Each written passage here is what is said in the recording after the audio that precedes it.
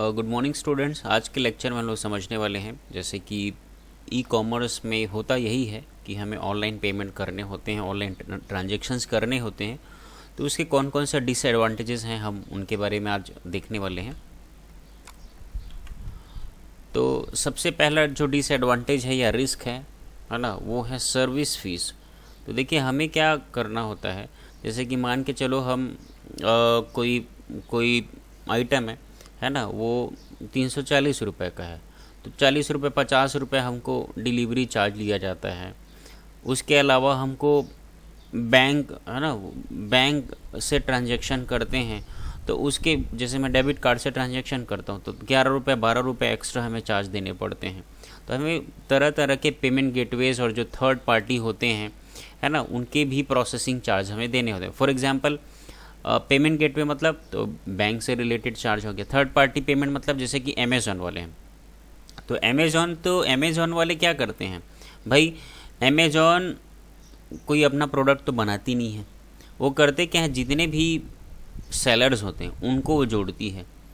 अब वो सेलर का भी कमीशन प्रॉफिट निकालना होता है और अमेज़ॉन वालों को अपना खुद का प्रॉफिट निकालना रहता है। तो थर्ड पार्टी का भी जो कमीशन है वो हमसे ही लिया जाता है। तो तरह तरह के चार्जेस होते हैं, सर्विसेज चार्जेस, वो सबसे बड़ा ड्रॉबैक है। Inconvenient for offline sales, online payment methods are inconvenient for offline sales. अब हमें जिस तरीके से ऑफलाइन सेलिंग में सुविधाएं होती हैं तो वो सुविधाएं हमको ऑनलाइन में नहीं मिलने वाला है ना। टाइम के इश्यूज आते हैं, कई तरीके के यहाँ पर असुविधाएं आती हैं ऑनलाइन सेलिंग में। Vulnerability to cyber criminals, vulnerability to cyber criminals. तो देखिए साइबर क्रिमिनल्स के लिए हम सबसे बड़े शिकार हो जाते हैं यहाँ पर, है ना। Cyber criminals can disable online payment methods, वो हमारे ऑनलाइन जो पेमेंट मेथड हैं, ये जो हैकर्स होते हैं या साइबर क्रिमिनल्स होते हैं, वो हमारे ऑनलाइन पेमेंट को डिसेबल कर सकते हैं।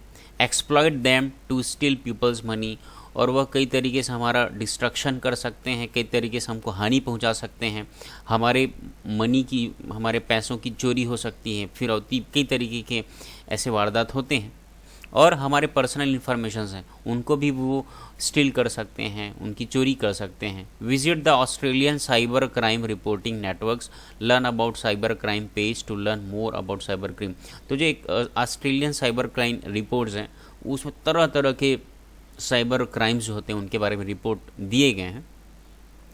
Reliance on the telecommunication infrastructure, भाई रिलायंस मतलब होता है हमको उन पर निर्भर होना पड़ता है ना। अगर हमें ऑनलाइन पेमेंट करना है तो हमें तो टेलीकम्युनिकेशन इंफ्रास्ट्रक्चर, इंटरनेट चाहिए ही चाहिए। हमें उसकी ज़रूरत है ही है ना। पता चल रहा है मैं पेमेंट कर रहा हूँ, उसी समय में इंटरनेट का कनेक्शन लूज़ हो गया तो भाई मेरे अकाउंट से डिडक्शन हो गया, वो उधर के डेटाबेस में अपडेशन नहीं हो पाया। तो इस तरीके कई प्रॉब्लम्स आते हैं ऑनलाइन। नेक्स्ट है technical problems. Online payment methods can go down due to technical problems.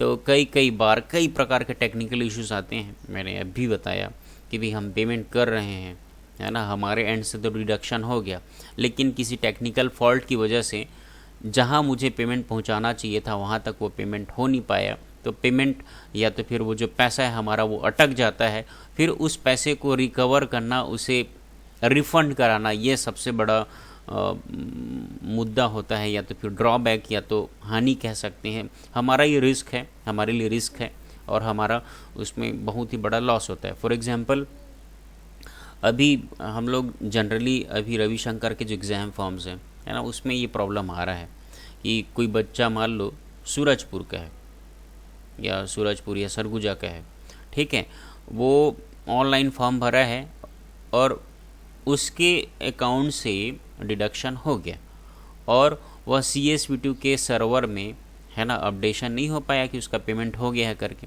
तब उस बच्चे को है ना भाई, अब पेमेंट तो हो गया है, वो अकाउंट में पहुंच भी गया है, बट वेबसाइट में अपडेट नहीं हो पाया, तो उसका तो ऑनलाइन फॉर्म अटक जाएगा ना भाई। तो उस पेमेंट को लेने के लिए उसको रविशंकर यूनिवर्सिटी जाना पड़ेगा। तो बहुत ऐसे टेक्निकल फॉल्ट्स आते हैं और ये प्रॉब्लमेटिक है ऑनलाइन पेमेंट की। तो आज के लेक्चर में इतना ही। Thank you very much.